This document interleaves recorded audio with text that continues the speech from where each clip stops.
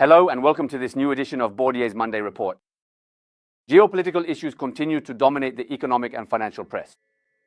Donald Trump's visit to Xi Jinping in Beijing did not bring any major developments, neither on the economic front nor regarding the situation in the Middle East.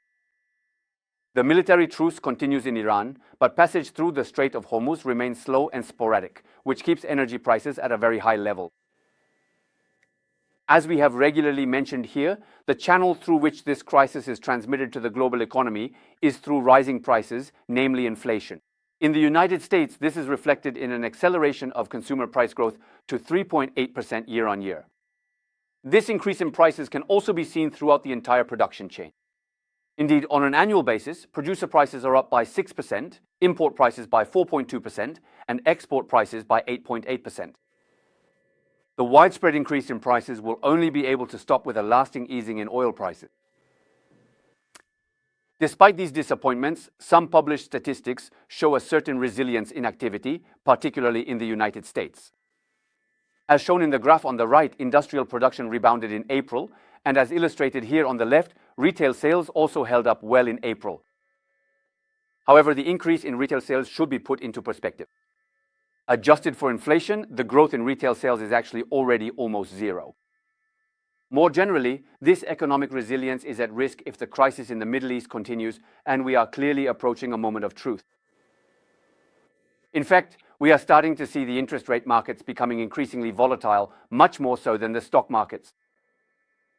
Over the past week, we have witnessed a significant increase in 10-year sovereign interest rates. Following a further rise of more than 4% in oil prices, they climbed by about 20 basis points in both dollars and euros, causing bond prices to fall by 1.1% in the Eurozone and by 1.7% in the United States. The dollar index appreciated by 1.4%, which, along with the rise in interest rates, caused gold to drop by 3.3%. Stocks are holding up in the United States and Switzerland, rising by 0.9% in Switzerland and up 0.1% in the United States, but are losing ground in Europe, down 0.9%, and in emerging markets, down 2.4%.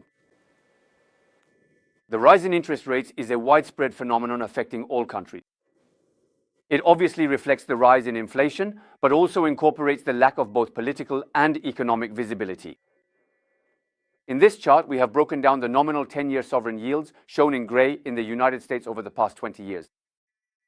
We can see that inflation expectations, shown in red, are at 2.5%, but what is most important is that real rates, represented in yellow, are almost at their highest level in 2 decades. Today, we have a neutral exposure to bond duration, which we are maintaining for the time being. But this level of real rates clearly offers value and therefore presents limited risk. What is certain is that this increase also raises the cost of credit, and the global economy will find it increasingly difficult to absorb both the rising cost of energy and of credit. We are also approaching the tolerance threshold for equities, whose relative valuation is becoming increasingly expensive compared to that of bonds. The new Fed chairman, Kevin Warsh, is therefore taking office at a particularly delicate time for monetary policy, and his first announcements will need to be closely monitored. This week, we will see the release of purchasing managers' confidence in the manufacturing and services sectors in both the United States and the Eurozone. In the United States, we will also have numerous statistics on the real estate market, including home builder confidence, housing starts, and building permits. And in the Eurozone, we will see the release of household confidence figures.